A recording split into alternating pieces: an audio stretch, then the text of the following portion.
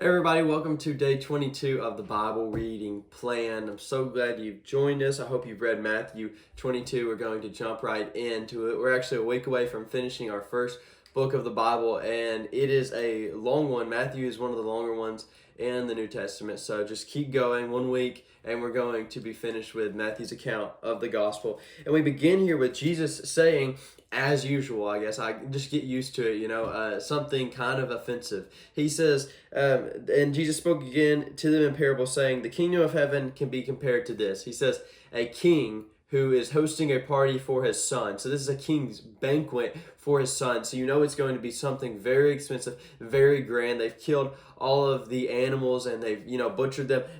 It's going to be a grand feast. And the king invited a lot of people to come to this feast. It said he sent the servants to call for those who were invited to the wedding feast, but they wouldn't come. And he sent another servant saying, tell those who are invited, see, I have prepared my dinner, my oxen, my fat calves have been slaughtered. Everything is ready. Come to the wedding feast. But they paid no attention and went off, on one to his farm, another to his business, while the rest seized his servants, treated them shamefully, and killed them. So he says some of these, some of these guest invites have killed the servants of the king who were sent to invite them to the banquet dinner. So these guys are not accepting this. Well, they're not only denying it, but they're killing the servants that have been sent to invite them to this. So the king obviously was angry, and he sent troops out and wiped out all of the men who have rejected this banquet invite. And so then he goes on, he says, go into the streets, find the evil, the good, the poor, the rich, find whoever, invite everyone to this banquet, and we'll see who comes. If the people that I wanted to come rejected me, if my people rejected me, then invite everyone. And you kind of see where this metaphor is going. If Israel's rejected me, invite the Gentiles, invite everyone else to become my people. And it says, go to the main roads, invite as many people as you can find. And they went out and they gathered all who they found, both good and bad. So the wedding hall was filled with guests. But it says when the king came to look at the guests, so that the king brings them in. And these guests have the choice to put on wedding garments, right? And maybe these wedding garments might have been supplied by the king himself. But he's walking through and he sees one man who's not wearing his wedding garment. And he says, friend, how did you get in here without a wedding garment? And he was speechless. The king said to the attendants, bind him hand and foot and cast him out into the darkness, in the place where there will be weeping and gnashing of teeth. For many are called, but few are chosen. So a lot of people take this verse to mean, that if you are not given these garments by God, then you are not you're not one of the chosen, and it's impossible for you to get saved. But I look at this passage and I see that there is a choice that this man had to put on the garments, put on these garments that would have saved him, these garments of salvation.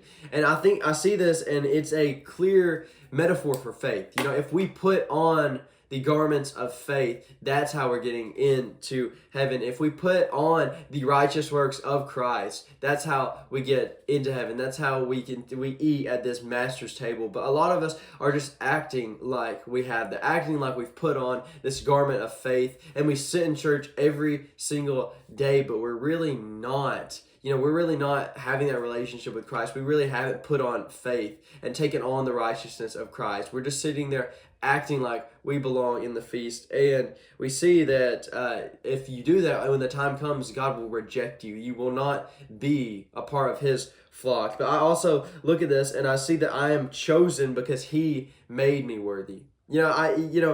I see myself in this as the poor person.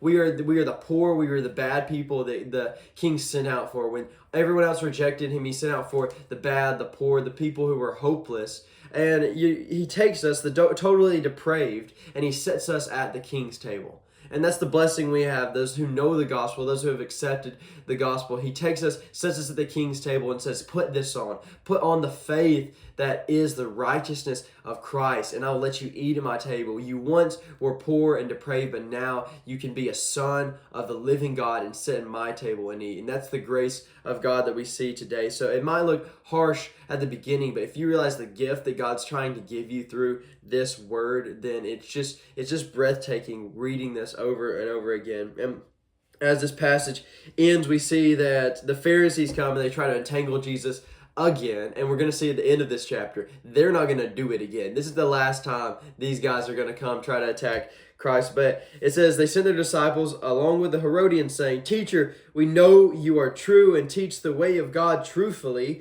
and you do not care about anyone's opinions, for you are not swayed by appearances." So they're kind of, sucking up to him, basically.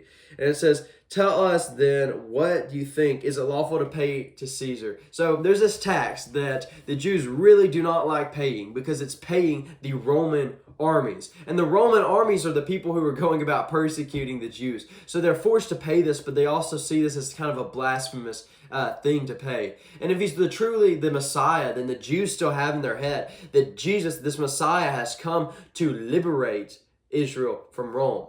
So if you come into the conversation thinking that, okay, the Messiah is the one that's going to liberate us from Rome, so he obviously doesn't want us paying taxes to the Roman army, right? So, either way Jesus says, if he says, don't pay the taxes, then he could get caught up by saying, oh, you want us to break the law. But if he says, pay the taxes, then the Jews are going to get really mad and they're going to be like, oh, so you want us to support the person who is persecuting the kingdom, the people of God. So it's kind of they're kind of trying to entangle him right here. And he says something awesome.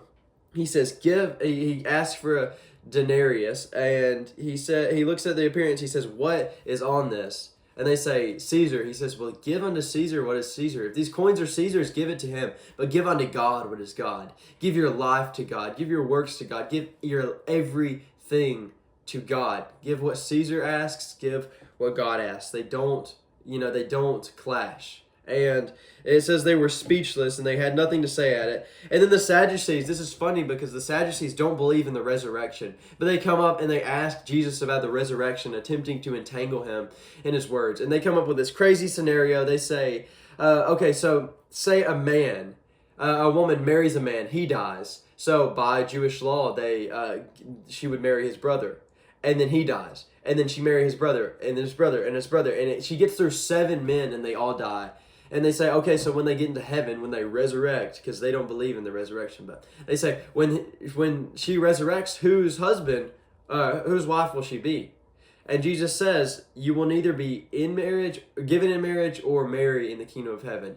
And you will be like the angels. And he's not saying you will be angels. A lot of Christians tend to believe that we will be angels when we go to heaven. That's not true. The angels have been set. There are angels and then there are humans. And the Bible says that the angels desire to be like the humans in some ways. So, it's a tough thing to just think about, we won't be married in heaven. But I just know, sitting here knowing that I can't love my wife as I would love to love her. I can't care for her as I would love to care for her. In heaven, I would be closer and more intimate to her and be able to love her more. That relationship will still be there, even though there might be not a tag of marriage on that relationship. But I will be able to love her more. So you can take comfort in knowing that you will be, you'll be in a better place to love people when you are in heaven. And then, as we wrap up with this. The Pharisees heard he had silenced the Sadducees, so they gathered together. It's a competition now. And it says, one of them, a lawyer, asked him a question, "Teacher, which is the greatest commandment?" So they're trying to make him, if he favors one commandment over the other, then there's going to be a lot of people who like these commandments. They're going to get mad at Jesus. They're trying to get Jesus mad. And he says, here is the greatest commandment. Love the Lord your God with all your heart, with all your mind. He adds mind, with all your strength.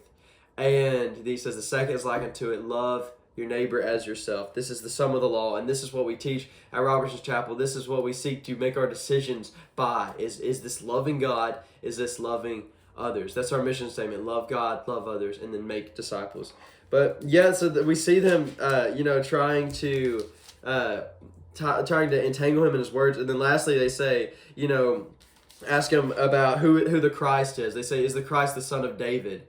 And they're trying to entangle him again in words. And Jesus says, well, David called the Messiah Lord, so obviously David's not going to call his own son Lord. And I love what he says right here. It says, and it says, and no one was able to answer him a word, for from that day did anyone dare to ask him any more questions. They were done. The Pharisees tried multiple times, the Sadducees tried multiple times. You're not going to see any more of this. They're done. They gave up. Jesus is too high, too mighty, too wise for these these scholars who think they're the smartest people in the world. And I think it's so funny that, they think that no one's smarter than them, but they come across someone who is obviously smarter than them and they don't listen. And that's the essence of pride, is just, thinking that you are so great, you are not even going to open up to any criticism. And that's, those are the people who will not be, who are going to be rejected from the king's table because they didn't accept the invitation. The invitation was there and they rejected it. And Jesus, Jesus can either be a stone that sets us, that builds us up, that raises us up. We can stand firm on top of this stone, or he's going to be a stumbling block for those who don't see it and don't accept it. And that's a harsh truth for us today, but you're either with Christ or you're against Christ. So if you find yourself today, sitting there and saying, maybe I'm in church, but I don't have the grace of the faith of Christ thrown over. I haven't taken the righteousness of Christ and thrown it over as my garment to go into the feast. Maybe when I stand before Christ one day, I can't tell him that I can't hide behind the works of Jesus. I'm still trying to do it on my own. And if that's you today, then I ask, draw near to God. Have faith in Christ, not yourself. Accept Christ as the Lord of your life, which means you follow him. It's not just Jesus is in my heart. It's you follow him. You are a disciple of Christ. Every move you make is based off of the will of God. And I pray that's how you act and how you go about. I pray you ponder these things today. I can't wait to see you tomorrow in Matthew 23. Thanks.